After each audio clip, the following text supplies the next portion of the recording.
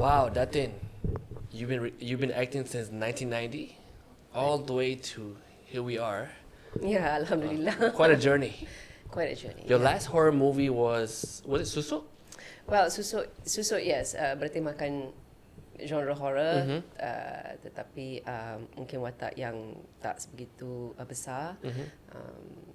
Dan sebabnya saya nak berlakon dalam cerita tu pun sebab kawan saya Aidan Narina. Okay. You know, and Adlina Maramli, and being directed by Amir Muhammad, and yeah. But that was a long time ago. This would be your first lead role in a horror movie. Saya masih watak pembantu. I mean, Shasha Abdul adalah, you know, she's the weight of the story. Sure. Dia yang memegangkan watak pemeran utama dalam cerita ni. Yeah. So, but it's an ensemble, a very it's an ensemble kerana dia mengisahkan satu keluarga. So you know, awak akan nampak saya sebagai Sarimah keluar masuk dalam cerita ni. Yeah. Before the podcast started, you said that Datin memang minat the horror genre. Yes. So what made you into the horror genre? I think kalau kita boleh patah balik sedikit, I mean like kita dibesarkan, I mean especially in Southeast Asia, di Nusantara ini, kita dibesarkan dengan cerita-cerita dongeng, cerita-cerita mistik. Yang kadang-kadang untuk menakutkan kita sebagai kanak-kanak. What was those books? Was it Mustika? What was the horror Malay? Mustika. Well, I didn't grow up with Mustika. That was one of our favorite books just growing up. Yeah, Mustika. tapi you know, kita dibesarkan dengan cerita-cerita yang sebegini oleh, you know, nenek saya. You know, like kalau dia tak nak kita buat perkara yang, you know, yang jahat, yang keluar malam, you know, balik sebelum maghrib, you know, dia akan kata, kalau tak balik nanti hantu si Anu akan datang, you know, and kidnap you. So those things, I think cerita-cerita yang sebegini, I think saya percaya sangat-sangat that it leaves a profound psychological effect on you as a child. Dan kita dibesarkan kita di Nusantara ini, especially terutamanya, di mana cerita-cerita dan tradisi-tradisi ini tidak boleh dipisahkan. It goes hand in hand. It comes hand in hand. Yeah. So kita percaya with the supernatural, and then at the same time it's also psychological. So sebagai seorang pelakon ni, saya amat tertarik dengan aspek itu, the psychological aspect of why humans do what they do. Do you believe in the supernatural? Well, I believe that kita dibesarkan dalam kita di dalam dunia ini dan kita tidak keseorangan. Itu saya percaya, itu pasti. Itu pasti. Any experiences in the past mungkin tidak. Unfortunately Datin punya kampung ke? No. It was just stories from your family and your parents. Yeah, just family. To scare the yes. kids lah. But itulah efeknya. Kalau you know, especially untuk kita yang urban. You know, kita dibesarkan untuk, you know, our parents or grandparents akan menakutkan kita dengan cerita-cerita yang sebegini. Tetapi I guess as a child dan sebagai seorang pelakon, I was always interested in macam mana makhluk tu jadi hantu. You know, what is the backstory of this entity atau makhluk ini yang that I found very fascinating. Jadi bila saya kecil dulu kalau dekat rumah nenek saya, arwah nenek dengan atuk saya dekat Ipoh dulu, beberapa selang rumah dia ada rumah kosong tau, rumah yang it was an abandoned house. Dan me and my cousins, we would always like macam, jom kita tengok apa yang ada kat rumah tu. We tried to climb the gate. We tried to, and here it was macam, bila kita menapak ke rumah tu, my cousins or my siblings, dia pergi sebab dia nak cari hantu. Tapi but me, I was wondering, kenapa hantu tu ada kat situ? Kenapa dia terperangkap dekat situ? So I had a lot of questions. Saya ada banyak persoalan mengenai you know, makhluk-makhluk halus yang kita tak nampak ni. Kenapa dia di situ? Apa cerita dia? Kesian dia. You know, so those were the kind of things that I felt sebagai seorang, you know, seorang kanak-kanak. And I guess it and then when I transition into menjadi seorang pelakon, I guess that's what you need. You know, sebenarnya sebagai seorang pelakon it's not the what, it's the why.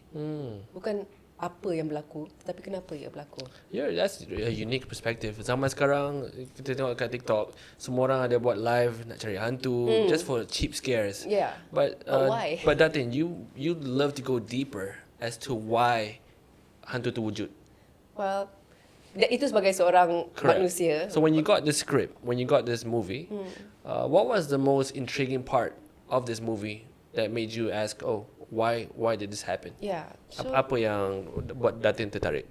Saya banyak perbincangan dengan Hazo. Dia adalah penulis naskah ni. And the first thing that crossed my mind bila saya membaca naskah ni, Malam Terlarang ni adalah, you've watched it, right, Caprice? Yep. And the most profound thing that I saw on paper masa saya membaca skrip ni adalah nobody talks to Sarima in this house. Tidak ada sesiapa yang ingin bertentang mata dengan dia, orang di dalam rumah dan orang di luar rumah. You know, even, and the only person who would speak to her would be her daughter or her daughters. And I found that very interesting. Jadi saya melihat satu cerita yang ingin membina seorang wanita, Sarima, yang dipegang oleh saya, yang you are in your own house, awak di dalam rumah anda sendiri, tetapi perasaan dan unsur keterasingan tu di dalam rumah sendiri, which is supposed to be your safe haven, Correct. is evident, you know, in this story. So I realised, and because saya tidak diberi banyak dialog, so I had to now membaca dengan lebih teliti lagi, where is the writer going with this woman? Where do you want to take her? You know, and dia seperti satu jigsaw puzzle. You sort of have to listen to what, or hear, or read, or what other characters are saying about you, or not saying about you. Dan dari situ it became interesting to play with this jigsaw puzzle dan membina satu watak wanita ini, and make her more interesting and make her more clear, memberi clarity kepada penonton di mana what her background is, because kita sebenarnya tak tahu pun kalau kita menonton cerita. Correct. The opening scene, I won't give so much spoiler. Yeah. The opening scene, I was a bit taken aback. I was confused. Why did the husband in the movie push? I think he pushed your hand. Yeah. Time ambil gambar tu kan. Yeah. That was a opening yang buat tiba-tiba, dah start dah. Yeah. Soalan, I mean, normally horror movies they start slow Yeah. and they grow in climax. Tiba-tiba the opening scene dah ada tanda soalan besar. Yeah. Kenapa keluarga ni macam ni? Yeah, it's to establish that there's no more, they're not in sync sebagai suami dan isteri. And it's very interesting because I think Astro dah menunjukkan the first 10 minutes of this film, Malam Terlarang. And you can see even where Sarima stands di dalam cerita ini, kerana pembukaan dia adalah majlis kesyukuran Sarimah dan Omar. Correct. Bersyukur atas kerana apa, you know, and then you see her sitting down and she's got, you know, and you see something has happened to her physically. She's in her own world. Yeah, dia bertongkat, so something physical happened to her. Kita tak tahu apa yang berlaku. Tetapi ironinya adalah seorang lelaki yang ingin menjadi seorang ahli politik, yang meraihkan isterinya dengan majlis kesyukuran ini. You see her, saya ingin, you know, meraihkan Sarimah, isteri saya yang sudah pun baik belaka daripada tragedi yang berlaku, and then he goes on to talk about politics. So actually meraihkan apa sebenarnya? Dia bukan meraihkan isteri dia pun. Dia ingin meraihkan dirinya sendiri. So you can see that it's not a it's not a happy family. Correct. And in a sense, it's almost a reality check. Yeah. I mean, not to say that ramai orang politik kat Malaysia ni has that same sort of dilemma. Yeah. Right, but I believe it was written with the intention to show that sebenarnya benda macam ni pernah berlaku ataupun sudah berlaku di politik Malaysia. Would you say so, Hazo? I mean, when you wrote the whole script. I'll leave it to Hazo now. Well, I won't take credit for writing the whole script. Cara saya Tapi menulis it ni was loosely collaborative. based on a true story. Loosely based, tapi bukan dari segi politik tu. Okay. Politik tu sebenarnya is all the bells and whistles. Okay. Apa yang menjadi lebih ke arah true story tu is the actual issue and the betrayal of the family. So what was the part? Because it's in the beginning based on a true story. The beginning is like it's based on true events. Basically, that was in the trailer. And the true events yang kami maksudkan ialah I mean, I don't want to give away the rest of the stuff. Tapi basically, the issue that you see towards the revelation of everything, itu adalah isu yang berleluasa sebenarnya, dan dia isu yang sebenarnya meningkat kes dia dari setiap tahun ke tahun. Is it based around that same period of time?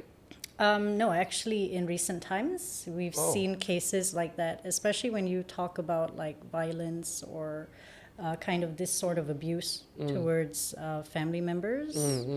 The cases have gone up like probably 10% since Domestic 2020. abuse, you mean? Yeah, that sort of form of abuse. Okay. And specifically between family members, Yeah. that is like that percentage of that kind of abuse is probably 85-90%. So what was your inspiration for writing this film? The inspiration was essentially when I set out to like pitch this story, what I wanted to do was I wanted to craft a story that would be kind of horrific even without the hantu. And I think that translates on camera. I think this movie is being sold sebagai horror movie, but after watching it, it's actually a lot deeper than that. Yeah. Right? I think people yang akan tengok movie ni will be shocked at the, I won't say so much again Astro, at the plot twist towards the end. Yeah. Tapi Hazel, did you go in this project memang tulis apa with the horror in mind ataupun more towards the other parts of the movie? Tanpa bagi tahu banyak sangat. So basically masa awal kita pitch benda ni, masa awal I pitch benda tu, memang apa yang saya fokuskan ialah the disintegration of the family unit. So macam kemusnahan keluarga tu sendiri. Tapi obviously kemusnahan tu dia datang dengan cara macam you know macam pengabdian kepada setan dan sebagainya. Tapi kita like macam fokus saya adalah macam the betrayal of your own family. I think that is more of the central thing. Like I think the more horrific thing di sini is how you can have your trust betrayed by the people closest to you. And that is something that I feel is more relatable to me. So daripada situ, of course, like macam I did have the whole thing pasal macam puja pantai tu semua kita like I did pitch that whole thing about ada lembaga. The whole idea about macam puja pantai tu is I mean I adalah this creature yang I rasa macam okay dia akan jadi wanita. I think it's benda berkaitan laut. It's only bila I masuk ke dalam writer's room dengan lebih terperinci dengan Arif, dengan Bujok dan Haris, kita really created the lore of this hantu Pak Makbul. So the lore was created. Yeah, it was not based on a existing lore. No, the lore is kind of a creation, like an amalgamation of several things. So when we were in that room, I knew that I was like, okay guys, I mean macam bila I dah pitch story tu dan green light, then I buat this writer's room, and then di situ kita ada macam a bunch of people in the writer's room, which was like Ayam, kita ada Arif, kita ada Haris, kita ada Bujok. Ni semua geng-geng yang suka hantu lah, cerita hantu lah. Actually masa I bawa Arif masuk dalam ni, I remember he told me that he doesn't really like horror movies. But I came in with all the references, meaning I did have all of the feel, the tone of how I wanted the horrors to be. So the jump scares and what I felt like, okay, it would be nice to have all of these. And I came in with a whole backbone and a whole first draft. And you know, writing is rewriting again. So macam it was from there that I redeveloped that with Arif, and Haris helped me redevelop that. And then when we came in with Bujok lagi, Bujok helped redevelop that as well. So it's very collaborative, the writing effort.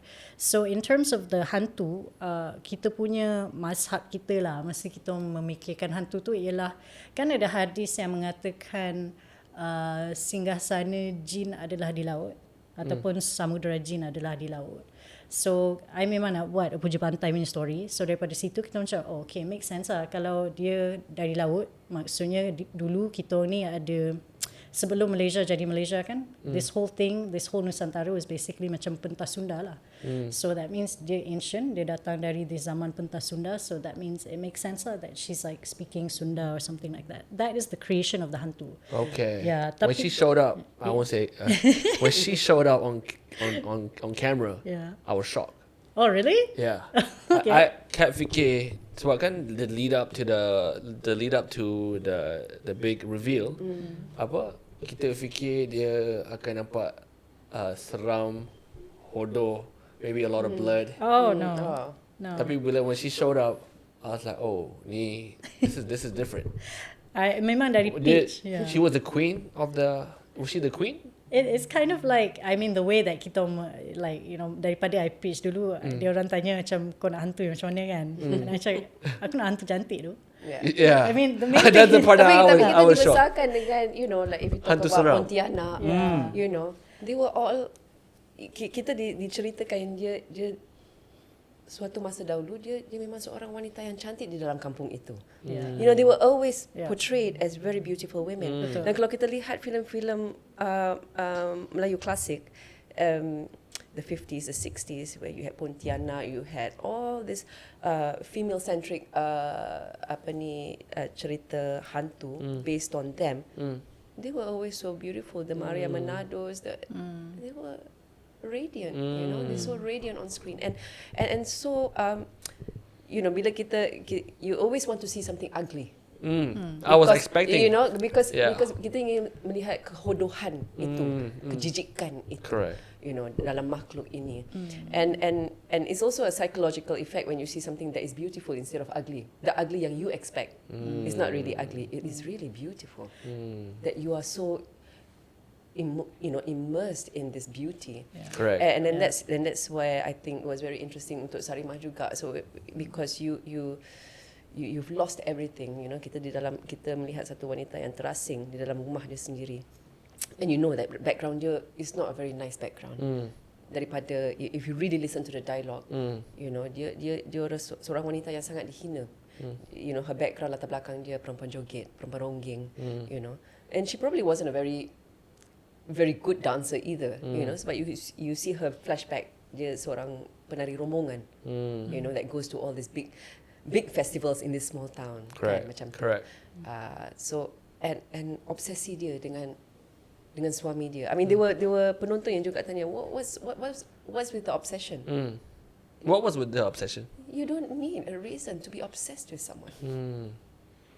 When you're obsessed with someone, you know, kita akan baca, if you really read, kadang orang yang mempunyai satu obsesi, orang tanya, kenapa dia obses dengan katakan lelaki itu atau perempuan itu? What is so special about them? I thought it was something spiritual barang that was associated with the ritual. Tidak. Yang buat your watak obsessed with the suami. Her obsession with him, her passion for him, her love for him Transcends in a way where di mana orang luar tak boleh faham apa yang dia suka sangat dengan orang tu. Sometimes we question that, right? Kalau kawan kita jatuh cinta dengan apa yang dia suka sangat dengan orang tu, you can't explain it. It's a human experience yang kita ni manusia yang berbeza. You cannot understand it. So I didn't feel like obsesi itu adalah sesuatu yang perlu diperjelaskan. You know, but obsesi itu brought her down a very very dark tunnel. correct. Di mana I realised at the end of the story yang Sarimah ni dia sudah di antara ilusi dan reality. Correct. We saw that. Yeah. Yeah. And then she goes all childlike and she starts to be very, very, you know, her tone in even when she's hoping for something to happen, you're wondering, where are you? You know, are you hallucinating? Adakah dia satu halusinasi atau adakah kita penonton di dalam satu babak ilusi? What is it? So is her reality? Tetapi untuk orang luar itu mungkin satu ilusi.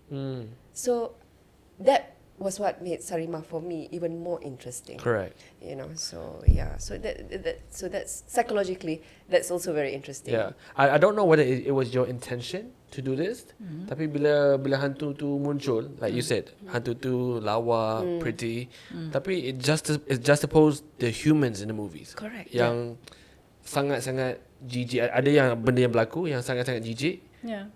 He was much more scarier than the ghost. Was that Yes. your intention? Yeah. Sebab the main thing in dalam ni is kan dia cakap manusia lagi hantu daripada hantu. And memang bila I pitch pun, I think that one of the things that like we go through several rounds of pitching in Shaw. So even when we pitched it, I remember one of our supervising producers, Kak Siti, she said she likes the story because the humans are worse than the because hantu ni hanya menjadi sejenis peralatan. Tapi it's the manusia, niat manusia tu yang bawa ke situ. So the whole thing about hantu tu menjadi cantik is actually sebab dia ni kan macam tujuan dia ialah untuk menyesatkan dan seduce you. So it's not in her interest to reveal her full form yang buruk tu. Dia ada form dia yang buruk tu. Okay. Tapi dia macam it's not in her interest. She will come to you and she will seduce you with what she can give you. Yes. Which is why also the fantasy scene where she says keinginanmu mudah untuk aku tunaikan. Correct. And then she gives the whole fantasy and it's like, do you want this fantasy or not? Everything is done to seduce you. So it cannot be a benda yang buruk. You are not seduced by that. Cool. Yeah. True. What makes this horror movie different from every local horror movie out there for you? Well, first and foremost, I think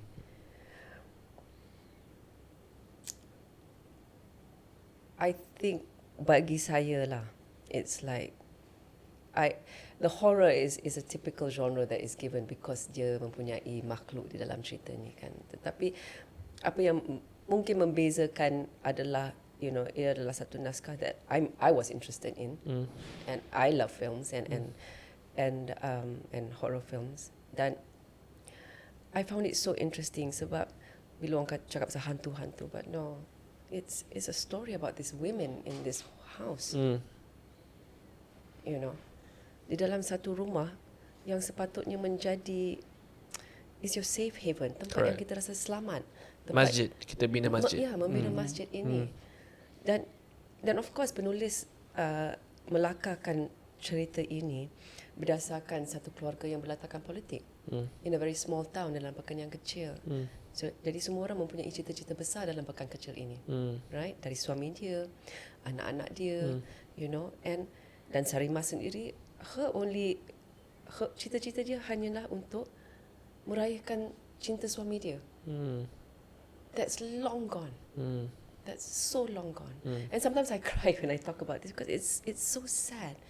Where now You cry because you have experiences no, before, not experiences, or? tapi maksudnya I think as a woman I feel it is very dia sangat it is so sad that a woman now feels that she has no dia tidak mempunyai any quality. Dia tidak mempunyai equality. Because what, she's given her all to the husband. Maksudnya bila you tarik cinta atau you tarik rasa tidak ada keinginan terhadap your wife. Imagine, saya rasa sebagai seorang wanita kita rasa yang kita dah hilang sesuatu. We are not complete, kita tidak lengkap sebagai seorang wanita. Dan dari situ depends on the kind of person that you are atau manusia yang sebagaimana. And what kind of trauma you've been through, to feel that dah lah kita ada perasaan keterasingan itu dalam rumah sendiri. People don't even talk to you, don't even want to look at you.